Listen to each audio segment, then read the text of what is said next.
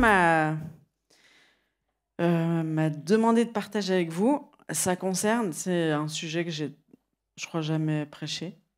Donc, comme ça, vous vous direz pas, on a déjà entendu ce qu'elle a dit.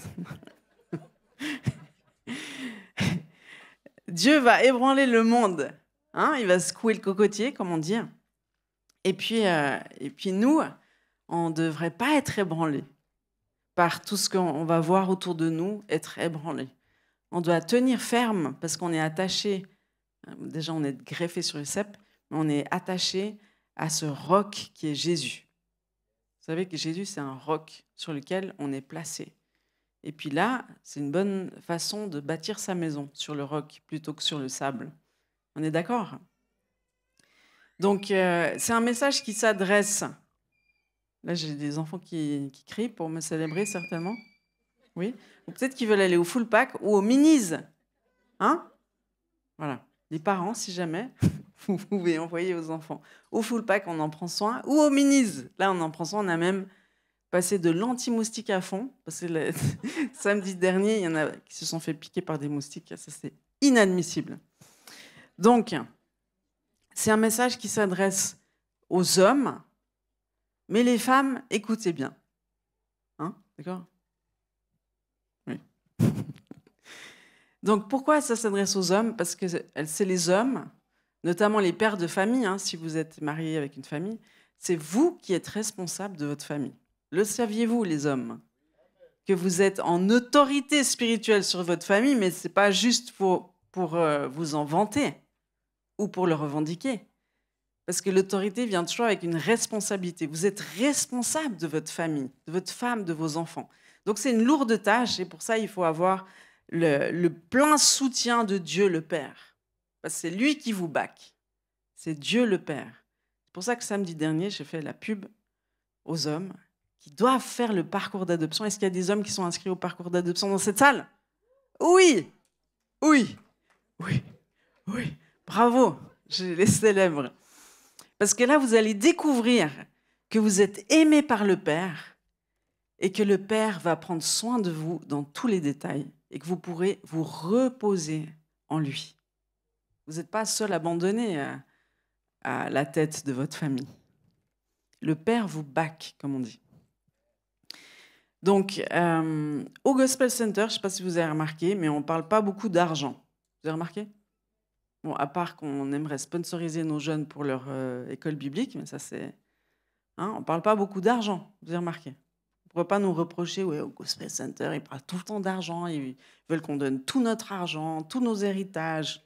Hein, on ne peut pas dire ça du Gospel Center Annecy. On aimerait bien, mais on se force à ne pas le faire pour ne pas être accusé d'être une secte ou je ne sais quoi. Enfin bref, nous ne sommes pas une secte, si jamais. Nous sommes dans des familles d'églises, dans des réseaux suisses, français, tout ça, c'est fantastique. Mais c'est important quand même de comprendre que derrière l'argent, il y a une puissance spirituelle qui s'appelle Mammon. Pas maman, Mammon. Et puis Mammon, Jésus en parle. Il dit quoi ? Jésus, il parle à ses disciples, ou il parle aux pharisiens, enfin, il parle Jésus. C'est la parole de Dieu. Jésus, il dit simplement, Matthieu 6 au verset 24, « Nul ne peut servir deux maîtres, car ou il haïra l'un et aimera l'autre, ou il s'attachera à l'un et méprisera l'autre.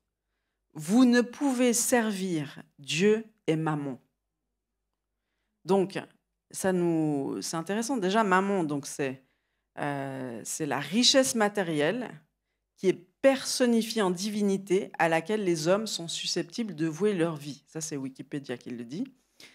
Son adoration correspond dans l'Ancien Testament ou dans la Torah au culte du veau d'or.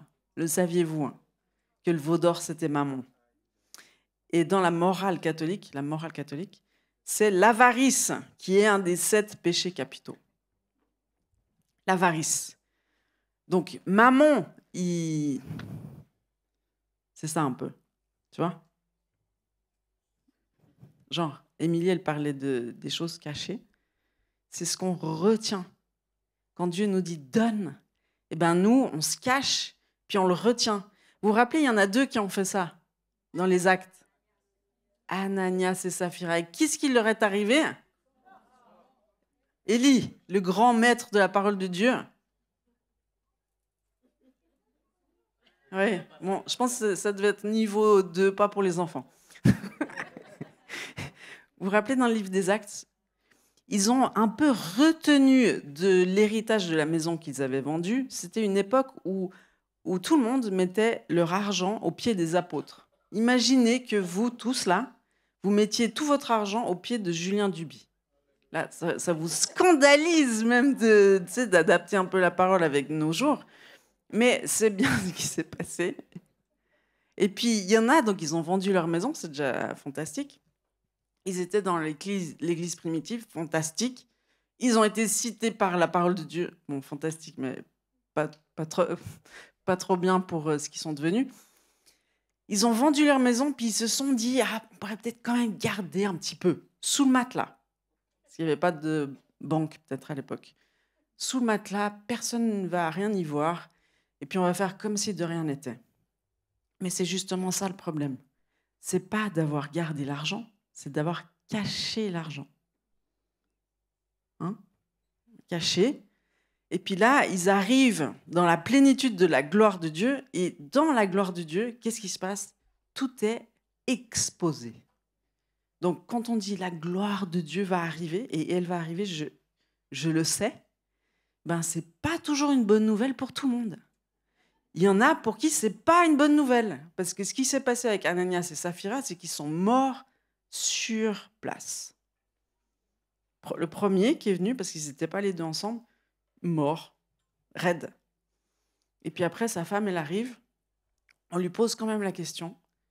Elle ment, elle à son tour, elle morte. Donc, c'est pas... Quand il y a la gloire de Dieu, tout est augmenté. Donc, il vaut mieux être positivement augmenté que écrasé. Bon, je vous explique juste parce que je crois on ne sait pas ce que c'est la gloire de Dieu encore. Et puis, on y aspire, mais c'est important de se dire qu'il faut qu'on s'y prépare. Donc, je voulais parler, enfin, je n'avais pas l'intention de parler de Ananias et Saphira, mais voilà, c'est fait. Mais pendant le parcours d'adoption, qui était phénoménal, hein, je vous encourage les hommes et les femmes à faire le parcours d'adoption. C'est fantastique. Il y a notre ami Olivier, on le saoule depuis, enfin, ça se dit, oui. On lui répète souvent, Olivier, tu sais quoi, le parcours d'adoption, c'est vraiment le must-have.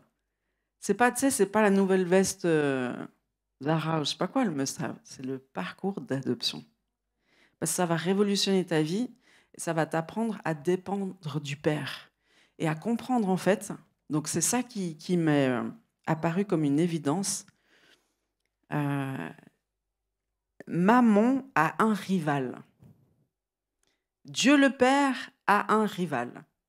Donc, devinez qui sont les rivales de qui? Mammon, son rival, c'est Dieu le Père. Dieu le Père, son rival, c'est Mammon. Tu ne peux pas aimer Dieu le Père et puis aimer, adorer Mammon. En même temps, ce n'est pas possible, tu dois faire un choix. Et c'est intéressant de voir que Mammon va imiter les bienfaits de ce que nous apporte Dieu le Père. Il va te faire croire, c'est comme le serpent dans le jardin d'Éden, il va te faire croire que tu peux suivre Mammon plutôt que Dieu le Père et puis ce sera mieux. Genre, est-ce que Dieu a vraiment dit qu'il allait te protéger? Ça, c'est la première caractéristique ou rôle. Il en a plein, hein, mais il a 3 rôles, Dieu le Père, qu'on doit se rappeler. C'est qu'il nous protège, c'est la protection. Parce que Dieu le Père, c'est El Shaddai. Alors, on a vu il y a quelques semaines que c'est le Dieu des mamelles. Donc on se dit, waouh! Mais El Shaddai, ça veut aussi dire le Dieu tout-puissant. Et il est tout-puissant face à nos ennemis. Il est tout-puissant pour nous protéger. Il peut tout. Mais Mammon, il va te dire un truc. Il va te dire, l'argent, ça va te protéger. Tu vas prendre une assurance vie. puis après une assurance ménage, et après une assurance tout risque. En Suisse, il y a assurance tout. Ici, il y a aussi assurance tout. Bon. Il y a toutes sortes d'assurances, et puis tu seras protégé. Si tu as beaucoup, beaucoup d'argent, tu vas être vraiment bien protégé. Là, tu es sûr qu'il ne va rien t'arriver. Hein? On pense ça. Première chose. Donc, Mammon, c'est le rival de Dieu le Père. Sur cet élément-là, la protection, premièrement.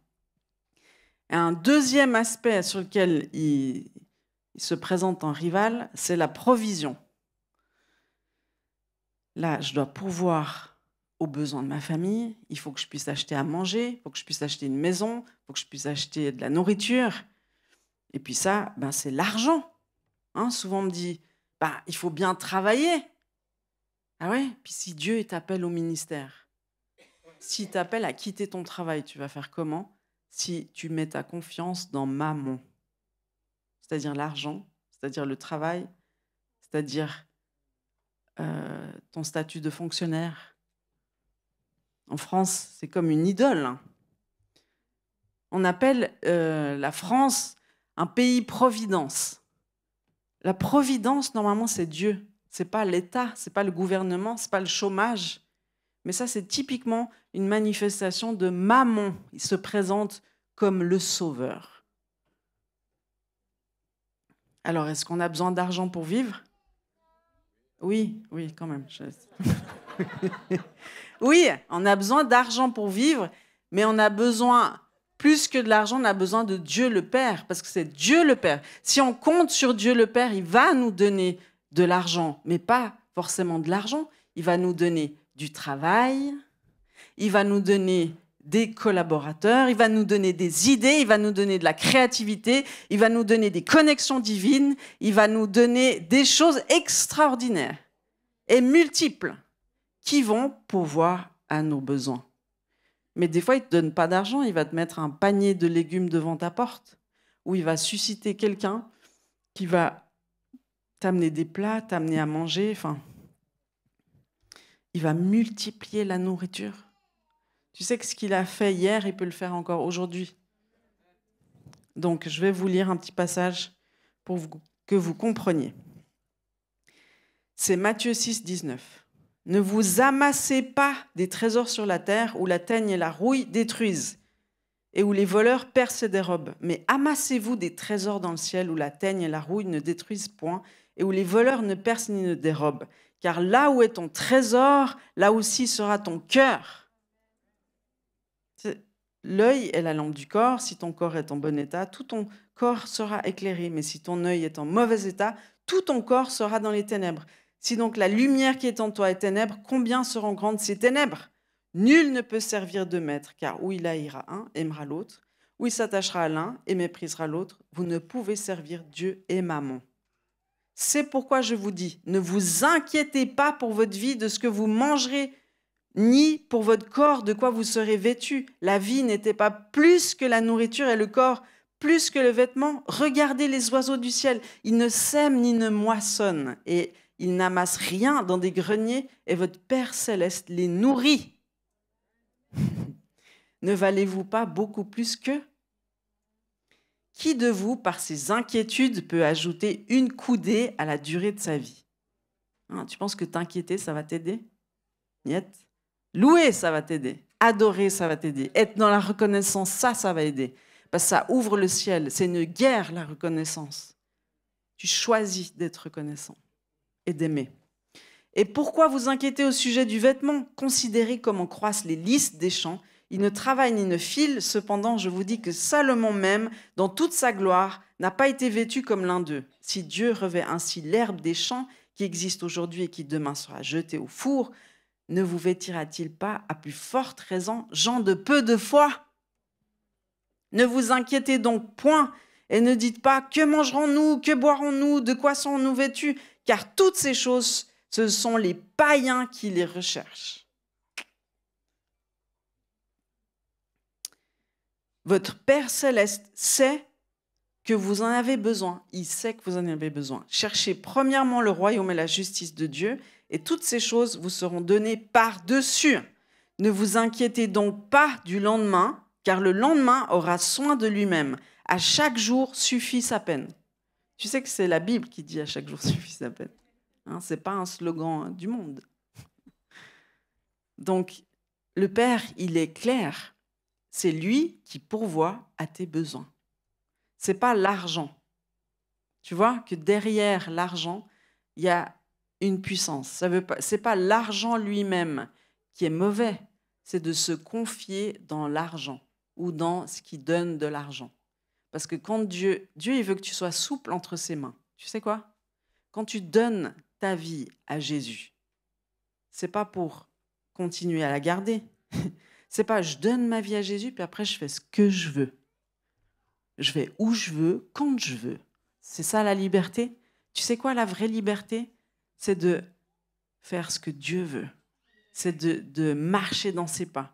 Parce que lui, il a un plan pour ta vie, et si tu marches dans ses pas, tu vas être le plus heureux et la plus heureuse des hommes ou des femmes. Parce qu'il n'y a pas plus grande satisfaction que marcher dans les œuvres préparées d'avance du Père. Mais si tu n'as pas, t'as pas confiance dans le Père pour la protection, la provision et l'identité, tu vas être incapable de le suivre. Parce que quand il va te dire, comme il nous l'a dit, nous, on est rentré dans le ministère quand on a jeté notre télévision par la fenêtre. Comment? C'était une grosse télévision, énorme, celle de notre voisin d'en dessous. On a jeté notre télévision, c'était la première étape. Après, quand Dieu nous a dit « quittez tout, allez en Normandie faire une école biblique », eh ben, on l'a fait avec 3 enfants, on est parti. Mais ça veut dire que, par exemple, Julien, il a dû quitter son travail sans savoir ce qui nous attendait. Parce que Dieu, il ne te montre pas à l'avance, sinon ça ne va pas demander ta foi. Et la foi, c'est ce qui plaît à Dieu.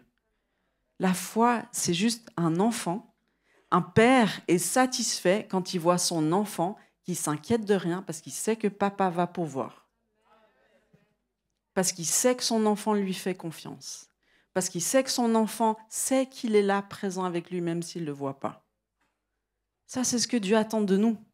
Il attend de ses enfants la foi. C'est ce qui lui fait plaisir. Parce qu'il dit, ah, mon enfant, il me fait confiance. Mon enfant, il sait que je vais pourvoir à ses besoins. Mon enfant, il sait que j'ai le meilleur pour lui. Mais pour ça, il faut être réconcilié avec l'image du Père. Donc, il faut faire le parcours d'adoption. Tu vois ? Je suis une bonne commerciale. On dit souvent, Sandra, tu es vraiment une bonne commerciale. Mais je ne le suis que pour le royaume de Dieu. Ça, c'est la petite astérix dessous le contrat. Sandra, tu vas être la meilleure commerciale, mais que pour mon royaume. Bon, donc, vous avez compris, on a besoin d'être réconcilié avec l'image du Père, parce qu'en fait, derrière l'image du Père, il y a tout ce qui concerne les finances et l'argent. Et puis nos inquiétudes, notre avarice, notre peur de manquer. Tous ces trucs, c'est des malédictions qu'on a héritées de nos pères. Moi, quand j'allais chez mes grands-parents, avec mes parents, du côté de mon père, eh ben, il y a beaucoup d'hommes qui sont morts à la guerre de ce côté-là. Et puis, quand elle nous servait à manger, ma grand-mère, elle mettait des énormes quantités de nourriture. Et moi, ça me faisait peur d'aller manger chez eux parce que j'étais là, j'en peux plus. Et puis mon père, il disait, non, c'est bon, mamie, c'est bon, ça suffit, ça suffit. Mais pourquoi il nous donnait autant à manger? Moi, j'avais des bols aussi de chocolat chaud que j'étais obligée de finir le matin quand j'allais chez eux. Mais j'étais presque en train de vomir. Et pourquoi? Parce qu'il y avait la peur de manquer, héritée d'expérience, de la guerre, du manque de nourriture. Et puis après, ça fait l'effet inverse. Je veux te nourrir pour être sûr que tu es à manger. Donc, on réagit souvent à des traumatismes. Hein. C'est pour ça qu'on doit traiter nos traumatismes pour pouvoir agir comme Dieu aimerait qu'on le fasse. Donc, Dieu le Père, c'est lui qui t'établit dans ta vraie identité. Comme il l'a fait avec Jésus, juste après qu'il soit sorti des eaux du baptême, Dieu, il a parlé, on a entendu une voix dans le ciel, tout le monde l'a entendu, qui a dit « Celui-ci est mon fils bien-aimé en qui j'ai mis toute mon affection. » Écoutez ces paroles. Puis après, Jésus a été transporté dans le désert, tenté par le diable. est revêtu du Saint-Esprit, de la puissance du Saint-Esprit, envoyé en mission. Donc Jésus, c'est notre modèle. La même chose avec Gédéon. On suit ce modèle. Avant de partir en mission, on doit être établi dans son identité par le Père. Donc il faut faire le parcours d'adoption. Pas d'autre moyen. Parce que là, tu vas réaliser ton besoin, en fait. Ça fait peut-être 40 ans que tu es chrétien, assis sur cette chaise. Tu es persuadé que tu es adopté parce que tu as lu la Bible, tu pries, tu connais Jésus, tout ça. Mais si tu pouvais juste accueillir le fait qu'il y a plus. Il y a beaucoup plus. Mais si tu penses que tu as déjà tout, tu connais tout, tu sais tout, et tu n'as rien à apprendre de lui, tu ne vas rien recevoir et c'est triste. Tu sais, il y a des gens, parce que nous, on fait des parcours. On dit, pour faire Ésaïe 61 à la pratique, il faut faire le parcours d'adoption, il faut faire Ésaïe 61 la conférence. C'est en octobre. 11, 12, 13 octobre. Ça, c'est les critères pour faire Ésaïe 61 à la pratique. Mais tu peux le faire. Genre, c'est bon, j'ai coché, la pasteur a dit, elle m'a vu au cours, je coche. Et tu peux sortir de là, pas transformé pour un sou. Mais moi, je vais le voir, si jamais. Et surtout, Dieu aussi va le voir. Donc, tu vas pas passer. Tu peux pas passer entre les gouttes. Tu dois plonger dans l'amour du Père, plonger dans sa lumière, te laisser sonder jusque dans les profondeurs, parce que c'est ça qui va produire du fruit. C'est pas de venir à un cours et de cocher une case. Tu comprends? Parce que nous, on en a vu des histoires de ce type-là. Donc, je t'encourage, laisse-toi transformer par lui. Laisse-le te toucher. Parce que tu dis 3 fois par jour ma nouvelle identité en Christ, ou tu récites le verset biblique, tu penses que c'est ça qui va te transformer? C'est puissant, hein, la parole de Dieu, quand tu la déclares. Mais ça ne suffit pas. C'est nécessaire de déclarer la parole de Dieu, mais ça ne suffit pas. Parce que tu peux le faire, tu sais, déclarer la parole de Dieu comme des mantras.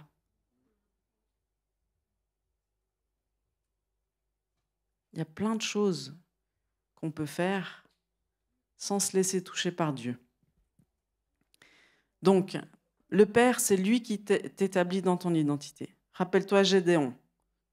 Dieu s'approche de Gédéon. Il lui dit, toi, vaillant héros, lève-toi et va confronter Madian. Puis il est là, mais je suis le plus petit de ma tribu, mais je ne vaux rien, va chercher quelqu'un d'autre. Ça, on dit souvent, hein, va chercher quelqu'un d'autre. Mais Dieu, il faut se rappeler une chose. Si Dieu t'a choisi, c'est pas parce que t'es le plus intelligent, c'est pas parce que t'es le plus beau, c'est pas parce que t'es le plus, c'est plutôt parce que tu ne l'es pas. Parce que comme Dieu, il aime se glorifier dans les choses faibles, qui choquent le monde, les choses folles, il aime faire ça pour que lui soit glorifié. Donc tout le monde a une chance, je vous assure. Hein, David, c'est pas toi qui vas me dire le contraire. Donc, l'identité, c'est Jésus qui dit qui tu es. C'est pas tes parents qui disent qu'est-ce qu'on va faire avec elle, on aurait mieux fait de l'avorter. C'est pas tes parents qui disent ta valeur, c'est le Père qui te dit que tu es un trésor du ciel et qu'il t'a été créé avant la fondation du monde, pas dans le ventre de ta mère, et que c'est le Père, le Fils et le Saint-Esprit qui t'a créé avec une destinée, avec une personnalité, avec un plan unique pour ta vie. Et puis nous, notre travail, nous les pasteurs, c'est de vous mettre sur les rails de votre destinée. Parce que c'est que là qu'on peut accomplir les plans merveilleux. C'est que malléable entre les mains de Jésus.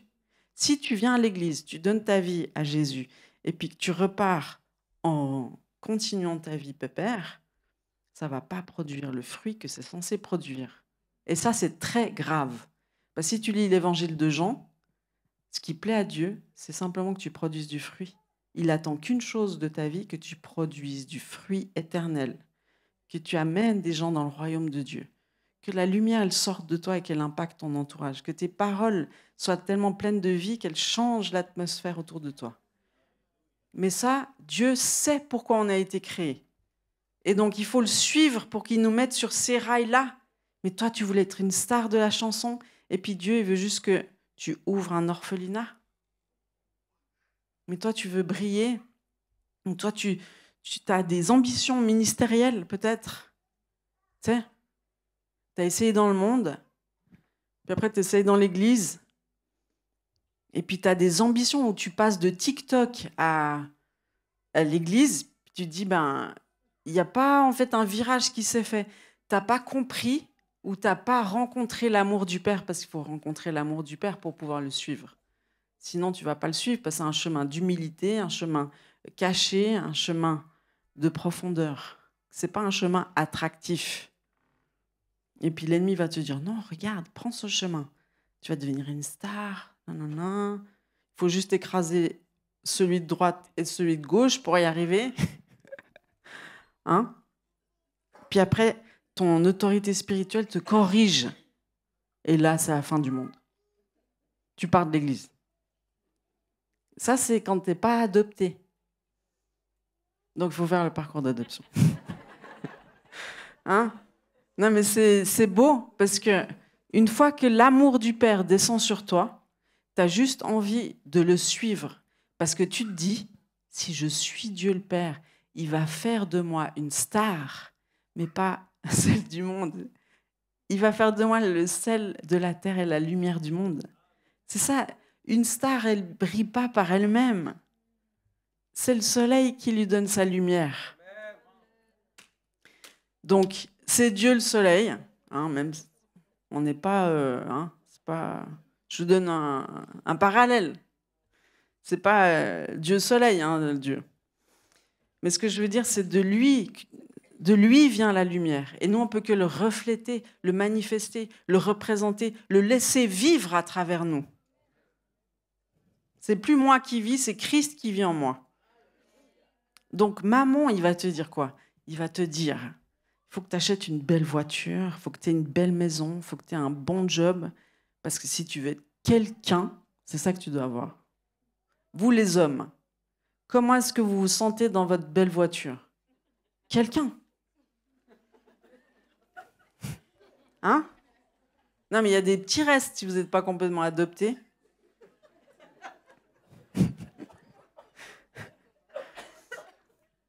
Ou c'est les habits, ou c'est les codes, ou c'est un statut social, ou c'est différentes choses qui vous font croire que vous avez une identité. Mais c'est maman qui te dit.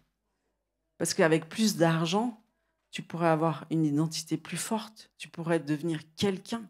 Devenir quelqu'un. Ça, c'est une expression. Puis en plus, tu sais quoi? Tu veux devenir quelqu'un pour rendre ton père fier, ton père terrestre. Mais il faut switcher des attentes qu'on a sur nos parents et surtout sur notre père pour se placer sous le regard du Père, qui est fier de nous, qui nous aime sans condition. Et c'est là qu'on doit se positionner pour devenir quelqu'un.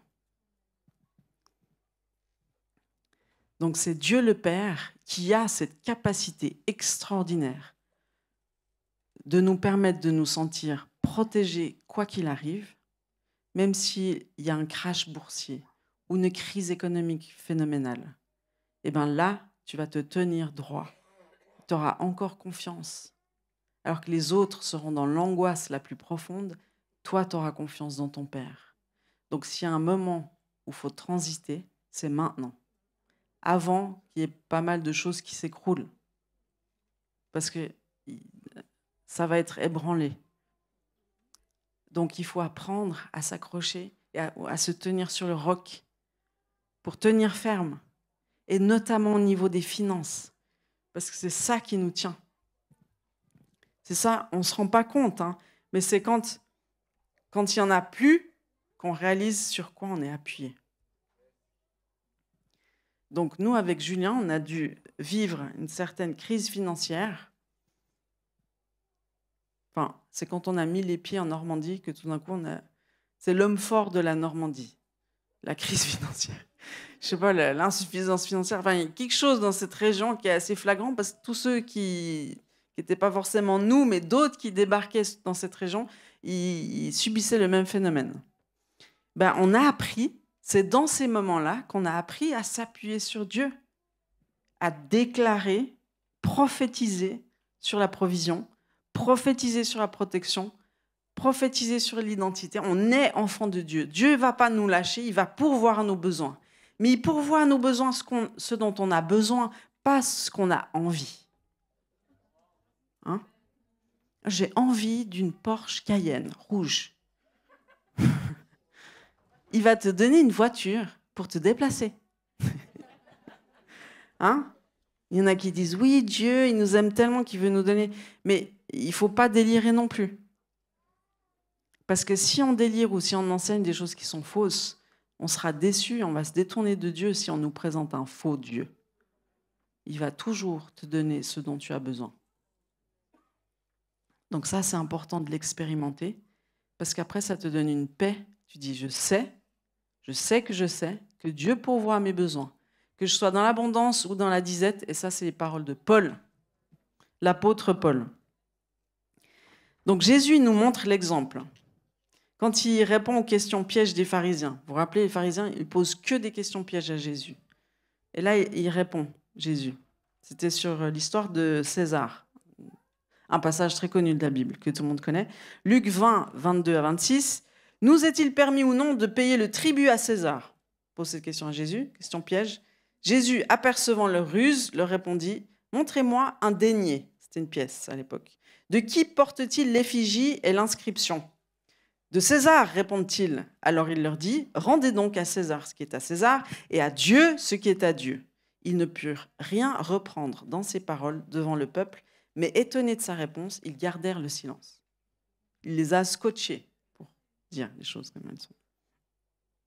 Et puis après, donc non seulement il répond ça, mais après il va dire à son disciple, parce qu'on leur demande un tribut, comme un espèce d'impôt, et puis il va répondre à son disciple dans Matthieu 17, 27, mais pour ne pas les scandaliser, c'est-à-dire les gens qui les voient autour, là, va à la mer, jette l'hameçon et tire le premier poisson qui viendra. Ouvre-lui la bouche et tu trouveras un statère, c'est une pièce d'argent. Prends-le et donne-le leur pour moi et pour toi. Parce que ça, ce n'est pas la preuve que Jésus pourvoit à nos besoins. Donc il faut payer un impôt, on n'a pas d'argent Jésus, comment on va faire? T'inquiète pas. Va pêcher un poisson. Alors, il a des moyens particuliers de pourvoir à nos besoins. Parce qu'on aimerait qu'il le fasse de cette manière, mais il faut être d'accord que Dieu va le faire de cette manière. C'est juste ça. Il faut être un peu souple. Donc, il faut que tu te mettes à la pêche. Il faut que tu engages. Ça ne va pas te tomber du ciel. Il aurait pu dire, tiens, regarde par terre, il y a un statère. Une pièce. Mais pourquoi il lui dit, va ? Parce que ça engage sa foi, et c'est la foi, ta foi, qui déclenche le miraculeux. C'est ta foi qui déclenche le miraculeux. Donc tu vas devoir te mettre en action. Va. C'est l'histoire de l'âne. Genre quand il avait besoin d'un âne pour rentrer à Jérusalem, Jésus. Parce que c'était pour accomplir la prophétie de Zacharie. Et donc il lui dit, tu vas trouver un âne là, genre chez quelqu'un, l'âne de quelqu'un. Tu vas aller prendre l'âne de quelqu'un dans son jardin et puis tu vas le ramener. Et si on te dit, mais tu fais quoi? Tu es en train de nous voler l'âne? Eh bien, tu leur diras, le Seigneur en a besoin, et ils diront rien, ils te laisseront prendre l'âne. Ça, c'est la provision de Jésus. Jésus pourvoit à tes besoins. Mais ça demande ta foi, parce qu'il faut oser aller dans le jardin de l'autre pour lui prendre son âne. Tu comprends comment Jésus fonctionne? Si tu veux que ça marche, si tu veux que l'évangile marche dans ta vie, tu dois comprendre les principes de Dieu. Tu dois savoir comment il fonctionne. Tu dois savoir qui il est. Et tu dois avoir une relation intime avec lui. Ce n'est pas des méthodes, c'est une relation. Donc, Dieu il dit dans Agé 2.8, « L'argent est à moi et l'or est à moi, dit l'Éternel des armées. » L'or et l'argent appartiennent à Dieu. C'est lui le grand maître. Ce n'est pas Mammon. Mammon, c'est juste un usurpateur. Celui qui essaie de prendre la gloire pour lui. Mais il est très actif. Donc, comment on confronte ce Mammon, en fait, et tous ces mensonges dans nos vies? Il y a un principe bien connu qui s'appelle la dîme. Tu connais? La dîme. C'est quoi la dîme? Ils donnent leur dîme? C'est une secte? Non, ce n'est pas une secte. C'est dans Malachie, nous ne sommes pas une secte. regardons dans Malachie, parce que les principes de Dieu, ils sont depuis toujours, dans l'Ancien Testament, souvent. Vous savez que dans le Nouveau Testament, les disciples ne font presque que citer l'Ancien Testament. Donc on ne peut pas les séparer. Tout est un seul livre. Donc dans Malachie 3, au verset 10, c'est écrit « Apportez à la maison du trésor toutes les dîmes, afin qu'il y ait de la nourriture dans ma maison. Mettez-moi de la sorte à l'épreuve, dit l'Éternel des armées. Et vous verrez si je n'ouvre pas pour vous les écluses des cieux, si je ne répands pas sur vous la bénédiction en abondance. Pour vous, je menacerai celui qui dévore, et il ne vous détruira pas les fruits de la terre, et la vie ne sera pas stérile dans vos campagnes, dit l'Éternel des armées. » Donc, c'est le protecteur de nos ressources. Mais pour activer sa puissance de protection, eh ben, on donne la dîme. La dîme, c'est le 10% de nos revenus. Donc, mettez net, pas net, comme vous pensez que c'est juste. Mais c'est comme les prémices. Net, pas net. Brut, pas brut. Donc, c'est le 10% de vos revenus que vous donnez dans la maison du Seigneur. Donc, c'est votre église locale. Et c'est les prémices. Et en fait, c'est le message que vous transmettez quand vous faites ça. C'est simplement de dire, Dieu, c'est en toi que je me confie. Et c'est en toi que je compte pour l'argent, la provision, l'identité et la protection. C'est comme une déclaration de guerre. Et puis, Dieu, il dit, mais tente-moi, vas-y, essaye, tu verras. Tente-moi. C'est le seul domaine où Dieu dit qu'on peut le tenter. Parce que sinon, c'est écrit, tu ne tenteras pas l'Éternel ton Dieu. Donc, ce domaine-là, la dîme, il faut l'expérimenter. Et je vous assure, l'histoire de l'argent, c'est une histoire importante. C'est une histoire de cœur, c'est une histoire de père, c'est une histoire d'adoption. C'est ce qui tient nos vies. Parce que le jour où Dieu va dire « change de travail », si tu t'accroches à l'argent, tu ne vas pas lui obéir. Si Dieu te dit « j'aimerais que tu donnes ça à l'église ou à un tel ou à une telle », si tu es attaché à l'argent, tu ne vas pas obéir. Et je sais qu'il y en a ici ou qui nous regardent à distance, à qui Dieu leur a demandé de donner quelque chose à quelqu'un et vous ne l'avez pas fait. Et nous, avec Julien, on est témoins de ce genre de fait, mais en général, ça ne finit pas super bien. Parce qu'il y a une bénédiction derrière. Ça ne finit pas super bien. C'est un manque dans ta vie. Parce que Dieu, s'il te dit ça, c'est pour que tu expérimentes sa provision, sa protection, et puis son établissement identitaire. Il veut que tu le testes pour qu'il te montre à quel point il t'aime. Parce que l'amour, c'est des actes. L'amour, c'est des actes. Dieu, il veut te manifester son amour de plein de façons différentes. Mais la provision, la protection, tout ça, c'est un aspect hyper important. Et puis, on n'en parle pas assez ici. Parce qu'on vous empêche de vous développer. Et puis, quand il y aura peut-être un temps de crise, eh ben, on se dira mince. Donc là, c'est chose faite. Mais écoutez bien.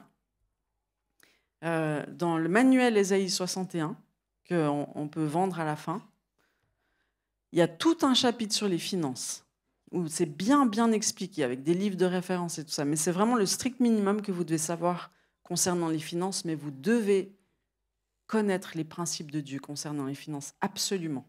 Parce qu'on dit que c'est le nerf de la guerre, l'argent. C'est le nerf de la guerre dans les couples, dans les familles, comme modèle pour les enfants, dans l'Église. Je veux dire, c'est un sujet important. Il y a différentes choses qui peuvent amener des malédictions financières dans nos vies. Et puis, j'aimerais en citer 2. Même si l'heure est avancée. Mais je terminerai avec ça.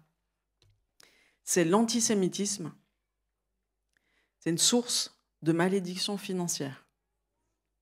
La parole de Dieu dit ceci dans Genèse 12, versets 2 à 3. « Je ferai de toi, il parle à Abraham, une grande nation, et je te bénirai. Je rendrai ton nom grand, et tu seras une source de bénédiction. » Une source de bénédiction. Abraham, Isaac, Jacob, et tous ceux qui suivent. « Je bénirai ceux qui te béniront et je maudirai ceux qui te maudiront. Et toutes les familles de la terre seront bénies en toi.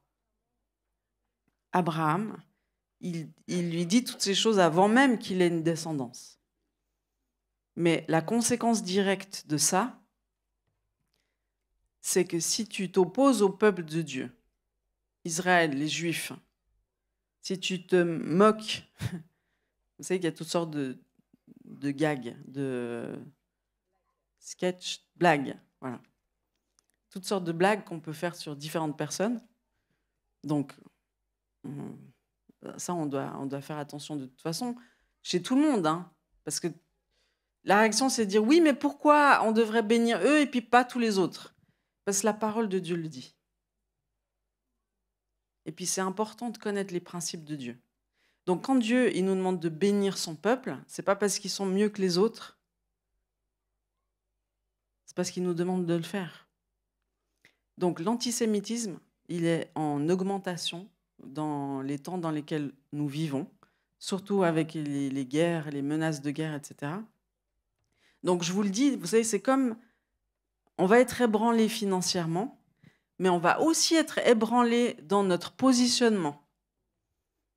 Et ce n'est pas parce qu'on bénit Israël et les Juifs qu'on maudit les autres. Ce n'est pas du tout ça. Mais on doit se tenir. Et puis, je vous assure que c'est une guerre spirituelle. Mais je vous en parle maintenant pour vous préparer à vous tenir. Et puis, quand nous, on avait acheté un livre avec Julien, c'était à Paris, je ne sais plus où c'était les images des affiches qu'il faisait pour créer la haine des Juifs. Toutes les affiches, la propagande qui se passait en France, hein, pour libérer petit à petit la haine contre les Juifs. Et puis, ils ont bien réussi hein, leur technique, vu que ça a fini par l'Holocauste. Mais ça, ce n'était pas une histoire unique. C'est toute l'histoire du peuple juif. Ils ont tout le temps été persécutés. Ils prospéraient financièrement, parce qu'il y a quelque chose sur ce peuple de particulier. Ils arrivaient dans une région, ils faisaient prospérer la région financièrement, et après ils attiraient la jalousie, et après on voulait les tuer. C'est tout le temps le même scénario. Si vous regardez les émissions sur l'antisémitisme sur Arte, il y en a 3, c'est tout le temps le même scénario. Mais il y a quelque chose au niveau des finances sur ce peuple. Et quand on commence à le maudire, ou si nos ancêtres l'ont fait, on est sous un joug d'insuffisance financière. C'est, si vous lisez le bouquin de Derek Prince, Malédiction, bénédiction, à vous de choisir, Derek Prince, c'est un grand théologien et qui a découvert au fur et à mesure la délivrance. Et puis il a écrit des livres sur la délivrance extraordinaires, plein d'explications théologiques. Si jamais il y en a qui ne sont pas trop pour la délivrance. Lui, il est devenu, donc c'est un grand enseignant, il a porté ce ministère de délivrance. Et il y a une autre malédiction qui peut toucher nos finances, c'est la franc-maçonnerie. La franc-maçonnerie, c'est une société secrète qui touche toutes les hautes sphères de la société, hein, où on cède dans nos business, etc. Mais après, on doit commencer à faire des pactes, des alliances, des rituels, et puis ça, c'est très ténébreux. Mais si vous avez participé à la franc-maçonnerie ou si vous avez des parents, la famille dans la franc-maçonnerie, eh ben, vous pouvez être touché par cette malédiction et une des conséquences, c'est l'insuffisance financière. Donc, je ne sais pas si ça vous parle. J'en ai dit assez ce soir, mais je n'aimerais pas vous laisser sans pouvoir vous repentir, en fait, que ce soit ou de l'antisémitisme ou de la franc-maçonnerie, ou de jamais avoir donné votre dîme, ou de ne pas avoir donné ce que Dieu vous avait demandé de donner. Des fois, c'est des petites sommes, des fois des grosses sommes, des fois, c'est des choses. Mais j'aimerais juste laisser le Saint-Esprit vous sonder et puis vous dire, on doit se préparer à mettre notre confiance en Dieu le Père. Mais pour ça, on doit le découvrir. On doit traiter les blessures du Père. Absolument, absolument. Et je parle aux hommes en particulier, parce que quand tout sera ébranlé, vous aurez un rôle à jouer pour votre famille, en particulier. Donc, ce n'est pas en temps de crise que vous devez vous préparer, c'est avant. avant que la vague d'antisémitisme, elle est déjà là, mais elle va déferler certainement un peu plus intensément, si vous devrez vous positionner. Qui ne dit rien consent. C'est comme les questions d'avortement. S'il y a une femme en crise de grossesse qui vient vous voir et qui vous dit « Qu'est-ce que t'en penses? Tu penses que je devrais avorter? Là, j'en peux plus. » Puis tu lui dis par compassion « Bah oui, écoute, je vois que tu es vraiment dans une situation difficile. Ben, je pense que oui, c'est pas une mauvaise idée. » Ou pire, parce que là, ou si tu dis rien et tu dis « Bah écoute, fais comme tu veux. » Là, non. Tu dois te positionner dans l'amour, bien sûr, mais tu dois te positionner. Ça, vous viendrez au mois de décembre, on va vous entraîner à aider des femmes en crise de grossesse. C'est Zoa basique. Tout le monde doit le faire. Hein? Parce qu'on veut des lumières dans ce monde. Donc, l'appel, il est simple. Si Dieu vous a parlé ce soir, vous pouvez venir devant, puis simplement vous tenir. Si vous sentez qu'il y a une malédiction financière sur votre vie, parce que vous avez toujours manqué, parce que vous n'avez jamais assez, parce que vous vous battez avec un panier percé, vous ne savez pas gérer, vous dépensez n'importe comment, enfin, j'en sais rien quoi, on peut parler des heures. Mais si les finances, c'est un problème, venez devant. Si vous sentez que c'est un héritage, parce que dans votre famille, c'était comme ça, venez devant. Si vous sentez que vous devez recevoir l'amour du Père de manière particulière, venez devant. Le Père est lié aux finances, vous l'avez compris. Votre relation avec votre Père terrestre y est pour quelque chose. Donc peut-être que vous devez pardonner à votre Père parce qu'il vous a coupé de la provision, malmené dans votre identité. Il ne vous a pas protégé. Mais ça commence par lui pardonner. Donc, je sais qu'il y en a qui sont concernés dans cette salle. C'est maintenant. John, tu peux venir jouer. Parce que je ne veux pas vous laisser repartir avec ces mêmes problèmes financiers. Vous savez que si on veut que Dieu intervienne dans nos vies, ça commence toujours par la repentance. Et même si ça ne nous concerne pas, on va se repentir pour nos ancêtres. S'il y a de la franc-maçonnerie, s'il y a de l'antisémitisme dans nos familles, on doit se repentir pour nos ancêtres. Sinon, ça nous poursuit. Et ça poursuit non seulement nous, mais ça poursuit nos enfants. Parce que tant que la malédiction n'est pas réglée à la croix, une fois pour toutes, elle continue de se répéter. Et ce n'est pas de venir à l'église qui règle nos dossiers. C'est de les régler devant Dieu, dans la repentance, en train de se repentir pour nos ancêtres, pour nous-mêmes, pour notre aveuglement, pour notre négligence, en se disant c'est bon, Dieu il va pas voir, Dieu il regarde pas ça, Dieu il regarde tes finances, parce que là où est ton cœur, là où est ton trésor, là est ton cœur.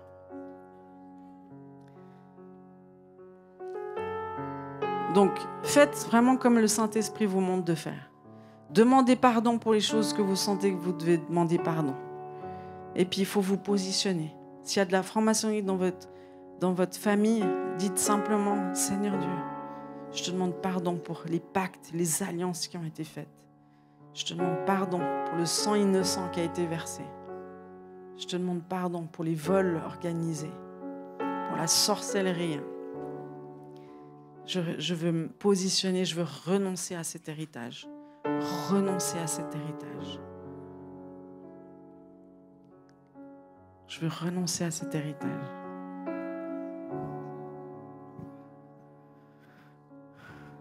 Dans le nom de Jésus, on vient devant toi.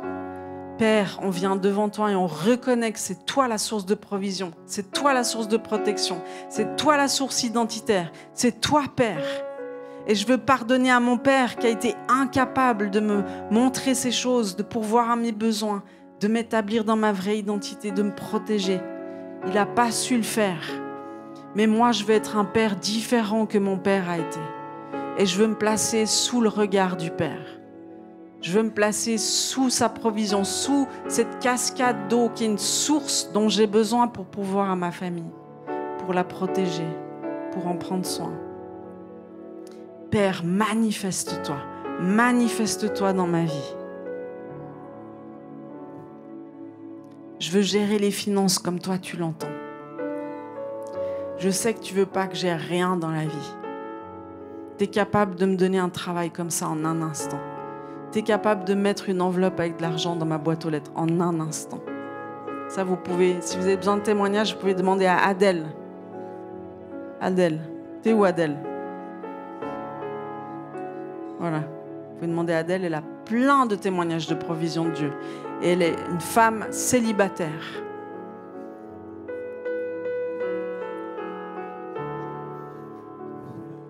Et Seigneur, on veut se repentir. On veut se repentir de cet esprit d'antisémitisme qui est un esprit et qui est en train de séduire, qui est en train de provoquer de la haine. Je ne veux pas rentrer là-dedans. Je veux continuer à bénir le peuple juif. Je veux continuer à prier que les écailles de leurs yeux tombent et qu'ils puissent reconnaître le Messie. Je veux reconnaître que tu as placé quelque chose de particulier sur ce peuple. Je veux reconnaître simplement que tu l'as choisi et ce n'est pas à moi de juger tes choix, Père. Ce n'est pas à moi de juger tes choix, Père. Tu es le grand juge de l'univers. Tu es parfait. Tu es bon. Tu es juste. Et je veux me confier en toi. Je ne veux pas me mettre à ta place. Je veux te faire confiance. Je veux marcher par la foi, Père, comme j'ai jamais marché auparavant. Moi, je veux libérer un don de foi supplémentaire sur chacun de vous. Et Dieu, il va vous montrer des petites choses pour lesquelles il faut obéir. Et vous allez voir le fruit que ça va produire. Ça va être extraordinaire. Que ce soit l'évangélisation ou plein d'autres sujets. L'obéissance, c'est ce qui va te faire marcher dans ta destinée. C'est l'obéissance. C'est de te laisser conduire, te laisser driver. C'est de laisser Jésus prendre le volant de ta vie. C'est plus toi qui conduis ta vie, c'est Jésus qui la conduit. Et tu vas à droite, tu n'avais pas prévu. Mais tu sais que Dieu est bon. Tu sais qu'il veut le meilleur pour toi. Tu sais qu'il sait mieux que toi ce qui est bon pour toi-même. Seigneur, merci. Je prie, Saint-Esprit, que tu mettes en lumière toute trace d'antisémitisme. Qu'on puisse se repentir. Moi, je me repens au nom de mes ancêtres, où il y a des pensées antisémites, il y a des paroles antisémites. Il y a un positionnement antisémite qui est irrationnel. Je te demande pardon, Père. Et moi, je renonce à l'antisémitisme dans ma vie. Je renonce à me conformer au monde et avoir la même mentalité que ce monde. Je renonce, je choisis, oui, d'aller à contre-courant comme un saumon. Je choisis de te suivre, Jésus. Je choisis d'aimer. Je choisis de pardonner. Et je prie qu'il y ait un chemin qui se fasse dans votre esprit. Ce n'est pas dans votre cerveau que ça se passe, c'est dans votre esprit. Je prie qu'il y ait des convictions qui descendent. Un amour, une intercession qui se développe, un feu d'intercession, des appels. Il y a des appels à prier pour Israël. Il y a des appels à pourvoir pour ce peuple. Il y a des appels. Il y a des choses qui sont libérées du ciel sur la terre. Et ça va briser la malédiction qui est sur toi à cause de ce que tes ancêtres ont fait. Toi, tu renonces à ça et tu rentres dans une autre dimension. Et la bénédiction, elle vient. Et aussi au niveau des finances. Dans le nom puissant de Jésus. Et je prie que le Saint-Esprit vienne vous visiter tous. Qu'il vienne vous visiter notamment par rapport aux finances. Que ce soit une soirée marquée d'une pierre blanche où vous vous rappellerez que le rival du Père, c'est Mammon. Et que Mammon ne pourra jamais vous satisfaire. Qu'il ne pourra jamais vous combler.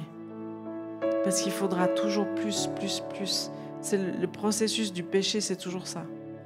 Addiction, plus, plus, plus. Seigneur, merci. Parce que tu nous transportes dans un endroit de repos, dans un endroit de provision, dans un endroit de protection qu'on n'a pas connu jusqu'alors. Tu nous transportes dans cet endroit dans le nom de Jésus. La peur de manquer, ça lâche dans le nom puissant de Jésus maintenant. Tout esprit, toute peur de manquer, ça lâche. Toute malédiction financière est brisée. Toute malédiction d'antisémitisme, ça brise sur vos vies dans le nom de Jésus. Si vos ancêtres étaient dans, je pense à la Deuxième Guerre mondiale en particulier, vos ancêtres étaient impliqués dans un certain niveau, je déclare dans le nom puissant de Jésus que la malédiction sur votre vie, elle est mise en lumière, exposée, brisée dans le nom puissant de Jésus. Merci Seigneur pour ce que tu fais. Merci Seigneur parce que tu viens nous purifier Seigneur, nous préparer à cette nouvelle saison de gloire. Tu viens nous préparer Seigneur. Tu nous prépares à gérer les richesses pour ton royaume. Pour ton royaume Seigneur. Tu nous prépares à gérer les provisions, Seigneur, que tu voudras mettre entre nos mains, mais comme un liquide qui doit être transmis, qui ne peut pas être stocké, mais qui doit être partagé. Dans le nom puissant de Jésus, je déclare que tous les paniers percés sont colmatés, comme l'a été le panier dans lequel on a mis Moïse sur la rivière, dans le nom de Jésus. Je déclare que c'est colmaté maintenant. Tous les paniers percés sont colmatés dans le nom puissant de Jésus. Merci Seigneur pour une foi qui augmente, pour un amour pour ton Église Seigneur. Merci Seigneur, tu nous prépares à partager nos ressources. Tu nous prépares à communier dans nos projets, dans notre travail. Tu prépares, Seigneur, ton armée. Merci, Jésus. Merci, Seigneur. Moi, je prie dans le puissant nom de Jésus qu'il y ait un esprit d'entreprise qui vienne toucher cette Église. Que vous commenciez à devenir des entrepreneurs. Que les visions que Dieu vous donne, vous n'êtes pas en train de dire non, c'est pas possible, mais vous dites oui, c'est possible. Et vous mettez en action. Et il y a un zèle qui tombe sur vous ce soir, dans le nom de Jésus, pour entreprendre, pour ramener des finances, pour bénir le royaume de Dieu, pour soutenir les ministères. Dans le nom de Jésus, le Seigneur vous donne des visions, des songes, pour que vous deveniez une bénédiction. Que vous soyez bénis, que vous puissiez bénir. Et que ce soit comme un liquide qui se transmet, qui se partage, et pas qui se garde et qui se détériore, dans le nom puissant de Jésus. Merci Seigneur. Merci Seigneur parce que tu bénis la jeunesse aussi en particulier. Tu pourvois leurs études, tu pourvois à des écoles de ministère, tu pourvois Seigneur. J'appelle sur cette église de la générosité. La générosité dans le nom de Jésus. Tu nous fais cette grâce, Seigneur, d'être généreux et de voir la main de Dieu, de voir nos ressources se multiplier, de voir, Seigneur, ce que tu dis se réaliser dans nos vies, dans le nom puissant de Jésus. Merci, Seigneur. On bénit les Juifs. On prie pour la paix à Jérusalem. On bénit tous les hommes, les responsables de famille ici dans cette salle en particulier. Et on libère l'amour du Père pour que vous vous sentiez baqués par le Père, jamais seul abandonné à pourvoir votre famille, mais couvert par le Père.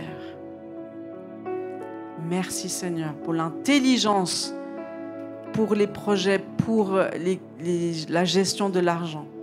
Merci Seigneur, tu déploies tes anges sur cette église. Merci Seigneur pour la prospérité, la provision pour ton royaume Seigneur, pour ton royaume.